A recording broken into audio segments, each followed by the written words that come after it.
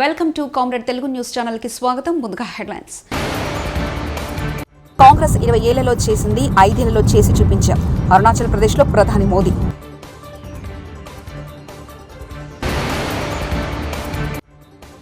పొత్తు లేదు, third front లేదు, మాయావతి.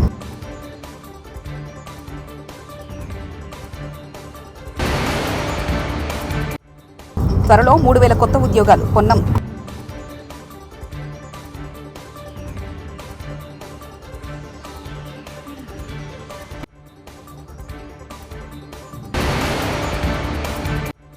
మంగళగిరిలో క్యాన్సర్ నిర్ధారణ శిబిరాన్ని ప్రారంభించిన నారా బ్రాహ్మణి.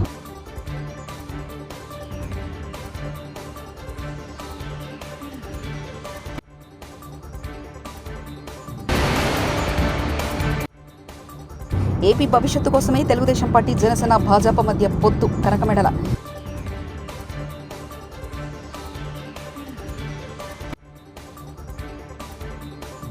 ఏళ్లలో కాంగ్రెస్ చేసే పనులను తమ ప్రభుత్వం 5 ఏళ్లలో చేసి చూపిందని ప్రధాని నరేంద్ర మోదీ అన్నారు. శనివారం ఆయన అరుణాచల్ ప్రదేశ్లోని వివిధ అభివృద్ధి కార్యక్రమాల ప్రారంభోత్సవాలు శంకుస్థాపన చేశారు. 27 राइनोज का शिकार हुआ था, लेकिन हमारी सरकार यहां आके लोगों के प्रयासों से 2022 में ये संख्या 0 हो गई है. 2024 काजीरंगा नेशनल पार्क का गोल्डन जुबली वर्ष भी है. मैं असम के लोगों को इसके लिए भी बहुत बधाई देता हूं और मैं देशवासियों को भी कहूंगा कि गोल्डन जुबली ईयर है काजीरंगा का, आपके लिए भी यहां आना बनता ही है. मैं काजीरंगा से जो यादें लेकर आया हूं, ये यादें जीवन भर मेरे साथ रहने वाली है. साथियों, आज मुझे वीर लसित बोरफुकन की विशाल और भव्य प्रतिमा का अनावरण का भी सौभाग्य मिला. लसित बोरफुकन असम के शौर्य, असम के पराक्रम के प्रतीक है. वर्ष 2022 में हमने दिल्ली में लसित बोरफुकन के 400वीं जन्म जयंती वर्ष के पूर्व पूरे उत्साह से मनाया था. मैं वीर योद्धा लसित बोरफुकन को फिर एक बार नमन करता हूं. साथियों, विरासत भी विकास भी, ये हमारी डबल इंजन की सरकार का मंत्र रहा है. विरासत के संरक्षण के साथ ही असम के डबल इंजन की सरकार यहां के विकास के लिए भी उतनी ही तेजी से काम कर रही है. इंफ्रास्ट्रक्चर, स्वास्थ्य और ऊर्जा के क्षेत्र में असम ने अभूतपूर्व तेज गति दिखाई है. एम्स के निर्माण से यहां के लोगों के लिए बहुत सुविधा हो गई है. आज यहां तिनसुकिया मेडिकल कॉलेज का भी लोकार्पण हुआ. इससे आसपास के कई जिलों के लोगों को बेहतर स्वास्थ्य सुविधाएं मिलने लगेगी. असम के पिछले दौर पर, जब मैं पिछले दौरे पर आया था, मैंने गुवाहाटी और करीमगंज में 2 मेडिकल कॉलेज की आधारशिला रखी थी. आज शिवसागर मेडिकल कॉलेज का शिलान्यास किया गया है. यहीं आपके जोरहाट में एक कैंसर अस्पताल का निर्माण भी हुआ है. हेल्थ इंफ्रास्ट्रक्चर के इस विकास से असम और पूरे नॉर्थ ईस्ट के लिए स्वास्थ्य सेवाओं का एक बहुत बड़ा केंद्र यह हमारा आसाम बन जाएगा. రానున్న సార్వత్రిక ఎన్నికల్లో తమ పార్టీ ఒంటరిగానే పోటీ చేస్తుందని Bahujan Samajwadi party BSP chief Mayawati మరోసారి స్పష్టం చేశారు. ఒంటరిగానే ఎన్నికలను ఎదుర్కొంటున్నామన్నారు. ఎన్నికల్లో పొత్తులు, 3వ ఫ్రంట్ ఏర్పాటు పూర్తిగా అబద్ధమని, అవన్నీ తప్పుదోవ పట్టించే వార్తలు. మీడియా విశ్వసనీయత కాపాడుకోవాలి, అటువంటి వార్తలు ప్రచారం చేయొద్దు. ప్రజలు కూడా పుకార్ల పట్ల అప్రమత్తంగా ఉండాలని పేర్కొన్నారు. ఆర్టీసీ ఉద్యోగులకు జూన్ 1 నుంచి కొత్త ఫిట్మెంట్ అమల్లోకి వస్తుందని మంత్రి పొన్నం ప్రభాకర్ తెలిపారు. దీంతో ఆర్టీసీపై నెలకు 35 కోట్ల భారం పడుతుందని చెప్పారు. 53,071 మంది ఉద్యోగులకు ఆర్థిక ప్రయోజనం చేకూరుందని ఆయన వివరించారు. త్వరలోనే ఆర్టీసీలో 3,000 కొత్త ఉద్యోగాలు చేపట్టనున్నట్లు మంత్రి వెల్లడించారు. జనసేన అధినేత పవన్ కళ్యాణ్ కాకినాడ పార్లమెంట్ నియోజకవర్గం నుంచి పోటీ చేస్తున్నారని సమాచారం. టీడీపీ, జనసేన, బీజేపీ ఉమ్మడి పొత్తులో భాగంగా పవన్ ఈ నిర్ణయం తీసుకున్నట్లు తెలుస్తుంది. కాకినాడ పార్లమెంటు పరిధిలో 7 అసెంబ్లీ స్థానాలున్నాయి. అవి తూని, కాకినాడ రూరల్, కాకినాడ సిటీ, పిఠాపురం, పత్తిపాడు, పెద్దాపురం, జగ్గైపేట ఉన్నాయి. గత లోక్సభ ఎన్నికల్లో జనసేనకు 1.32 లక్షల ఓట్లు వచ్చాయి. నాణ్యమైన క్యాన్సర్ నివారణ సేవలు ఉచితంగా అందించడం గర్వంగా ఉందని తెలుగుదేశం పార్టీ ప్రధాన కార్యదర్శి నారా లోకేష్ సత్యమని బ్రాహ్మణి అన్నారు. మంగళగిరి నియోజకవర్గంలో లోకేష్ నేతృత్వంలో బసవతారకం ఇండో అమెరికన్ క్యాన్సర్ ఆసుపత్రి ఏర్పాటు చేసిన ఉచిత క్యాన్సర్ నిర్ధారణ శిబిరాన్ని ఆమె ప్రారంభించారు.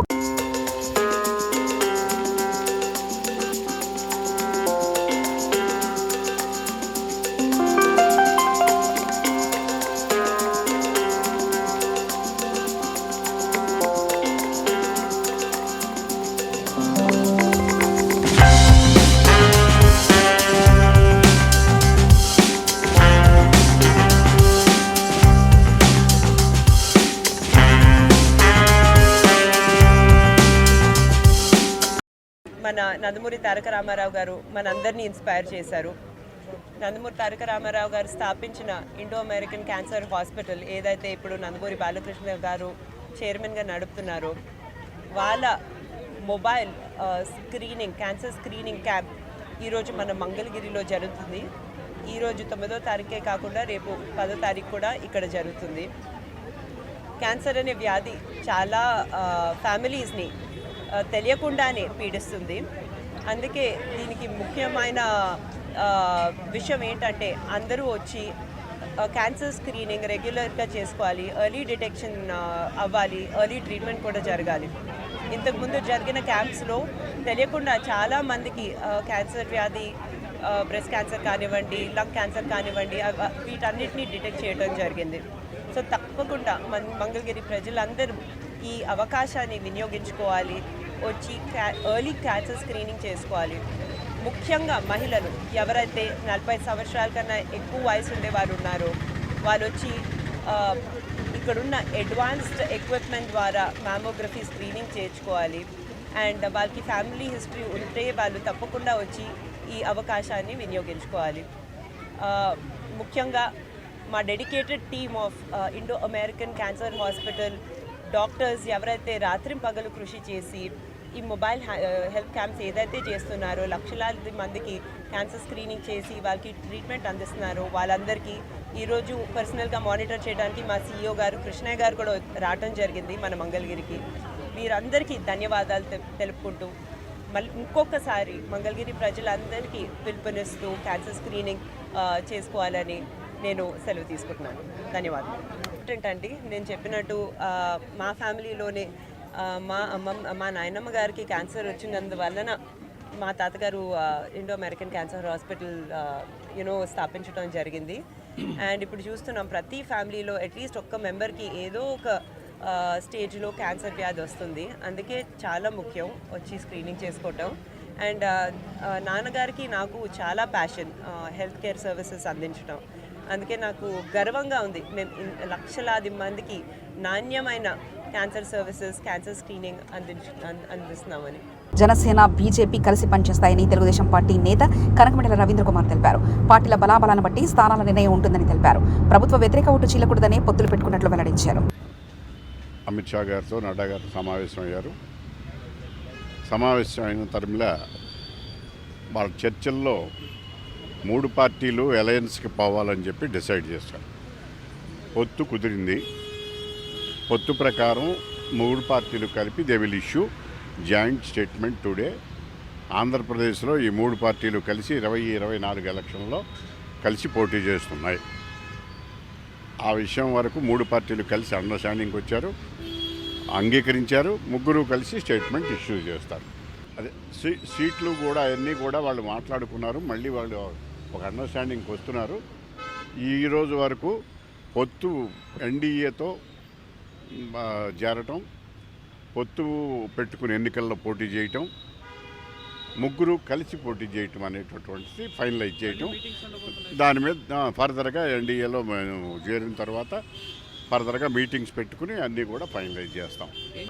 డెఫినెట్గా పొత్తుల్లో కొన్ని సీట్లు జనసేనకి, కొన్ని సీట్లు బీజేపీకి పార్లమెంట్లోనూ అసెంబ్లీని పోతాయి కనుక వాళ్ళల్లో అక్కడ ఏమిటి అక్కడ ఉన్న మా కేడర్ కూడా అందరం కూడా ఇది రాష్ట్ర భవిష్యత్తును దృష్టిలో పెట్టుకుని అన్ని పార్టీలు కలిసి పనిచేయాలనుకుంటున్నాం కనుక కొంతమందికి ఇబ్బంది వచ్చినా కూడా పార్టీ నాయకత్వం చంద్రబాబు నాయుడు గారు ఆల్రెడీ నిన్న కూడా చాలామందితో మాట్లాడారు. ఇక్కడి నుంచి కూడా అందరికీ కూడా జరిగిన పరిణామాలన్నీ కూడా వాళ్ళకిచ్చి కన్విన్స్ చేసి మన రాష్ట్ర అవసరాల కోసం ఈ పొత్తు వాటికి సంబంధించినటువంటి విషయాలు ఇన్ఫ్యాక్ట్ చంద్రబాబు నాయుడు గారు కన్విన్స్ చేయడానికి ముందే పార్టీ కేడర్ కానీ ప్రజలలో కానీ జగన్మోహన్ రెడ్డి ప్రభుత్వాన్ని పంపించేయటానికి ప్రభుత్వ వ్యతిరేక ఓటు చెల్లకుండా ఉండడానికి పొత్తులు అవసరం అనేటటువంటిది భావన మొదటి నుంచి కొనసాగుతున్నది. ఆ భావనకు అనుగుణంగా, ప్రజాభిప్రాయానికి అనుగుణంగా, పార్టీల యొక్క ఆలోచనకు అనుగుణంగా ప్రభుత్వ వ్యతిరేక ఓటు చెల్లకుండా ఈ మూడు పార్టీలు కలిపి కంటెస్ట్ చేస్తున్నాయి కనుక దానికి అనుగుణంగా పార్టీ శ్రేణులందరూ కూడా పనిచేయాలని చెప్పేసి ఆల్రెడీ బాబు గారు చెప్పారు. అదే మేము కన్వే చేయడం జరుగుతుంది. విభేదాలు ఉండవు, అసంతృప్తి కొంత తాత్కాలికంగా కొంతమందికి ఉంటుంది. అయితే పరిస్థితులను అర్థం చేసుకుని అందరికీ కూడా అలాంటి అకామిడేట్ చేయలేనటువంటి నాయకులకు పార్టీలోనూ ప్రభుత్వంలోనూ సముచితమైన స్థానం కల్పించే విధంగా చంద్రబాబు నాయుడు గారు తెలుగుదేశం సంబంధించినంత వరకు మాట్లాడుతున్నారు. గెలుపు ప్రాతిపదిక తీసుకుని ఆ గెలుపు లక్ష్యంగా పెట్టుకుని సీట్లు నిర్ణయించుకోవడానికి మూడు పార్టీలు అంగీకరించాయి. దానికి అనుగుణంగానే సీట్లు షేరింగ్ కూడా ఉంటుంది. అది చాలా ప్రాక్టికల్గా ఉంటుంది. అధికారం కోసం అనుకుంటే మేము అసలు పొత్తు పెట్టుకోవాల్సినటువంటి అవసరమే లేదు. అధికారం కాదు, ప్రజల ప్రయోజనాలు ముఖ్యం. రాష్ట్రాన్ని జగన్మోహన్ రెడ్డి పాలన నుంచి విముక్తి చేయటం ముఖ్యం. అందువల్ల అధికారం అనే సమస్య ఉత్పన్నం కాదు. అలా ఉంటే ఈ షేరింగ్లు సీట్లు ఇవన్నీ ఉమ్మడిగా ప్రజలందరూ కూడా ప్రభుత్వ వ్యతిరేక ఓటు చెల్లకుండా జగన్మోహన్ రెడ్డిని దించాలని ఈ ఆంధ్రప్రదేశ్ రాష్ట్రాన్ని కాపాడుకోవాలని భావిస్తున్నారు.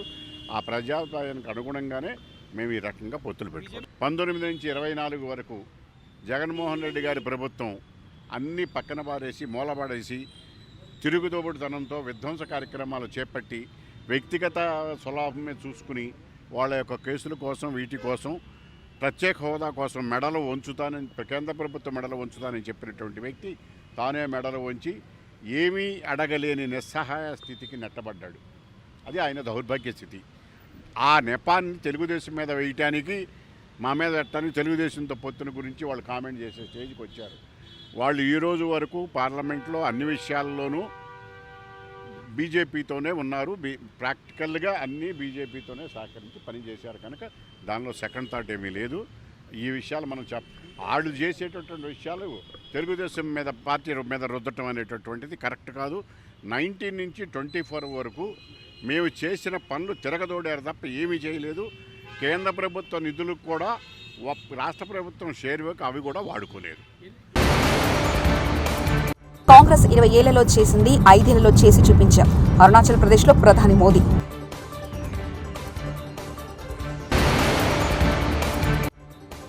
పొత్తు లేదు, థర్డ్ ఫ్రంట్ లేదు, మాయావతి.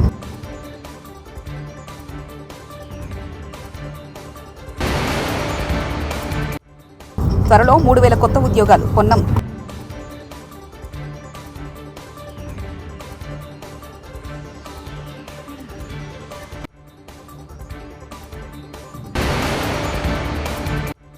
మంగళగిరిలో క్యాన్సర్ నిర్ధారణ శిబిరాన్ని ప్రారంభించిన నారా బ్రాహ్మణి.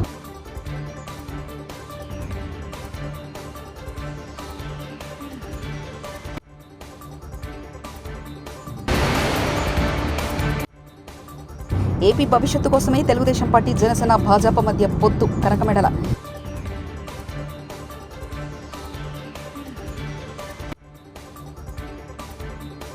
ఇవి బులెటిన్ విశేషాలు. చూస్తూనే ఉండండి కామ్రేడ్ తెలుగు న్యూస్ ఛానల్. ప్రతినిధి ఒంటేరు రమేష్ చంద్ర పరకాల.